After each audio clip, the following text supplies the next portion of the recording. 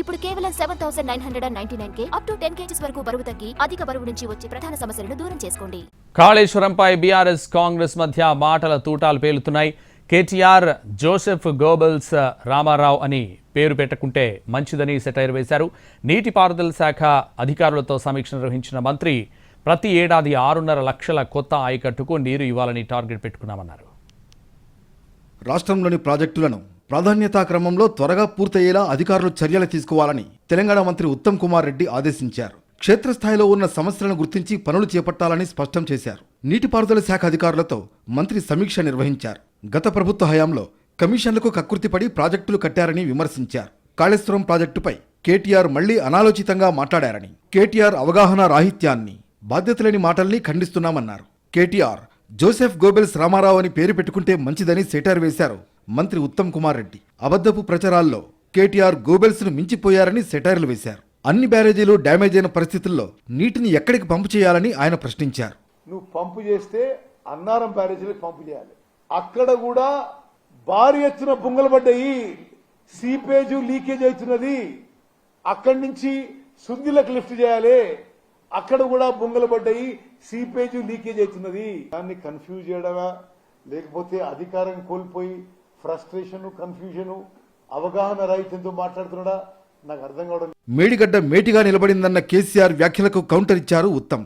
ఇప్పటికే మేడిగడ్డ కుంగిపోయిందని, అది కనుక పూర్తిగా నిండితే భద్రాచలం పట్టణం, రాముడి గుడితో పాటు 44 లక్షల ఎకరాలు మునిగిపోతాయన్నారు.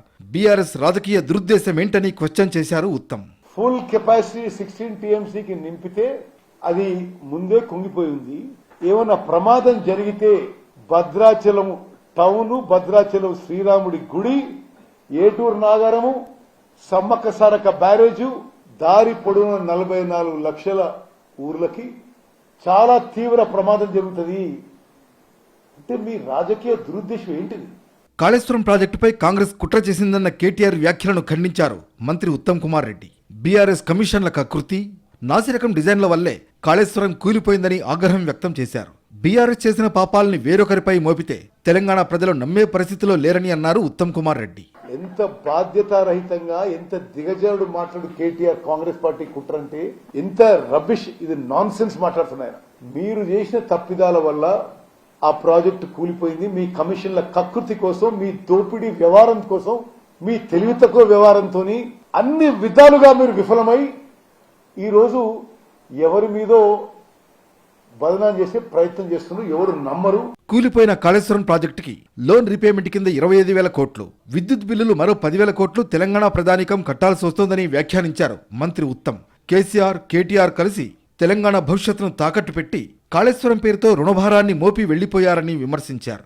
ఇక ప్రతి ఏడాది 6 నుంచి 6.5 లక్షల ఎకరాల కొత్త ఆయకట్టు కోసం కృషి చేయాలని నిర్ణయించామన్నారు ఉత్తమ్ కుమార్ రెడ్డి. ప్రతి 15 రోజులకు ఒకసారి పనుల పురోగతిపై సమీక్షిస్తామని మంత్రి స్పష్టం చేశారు.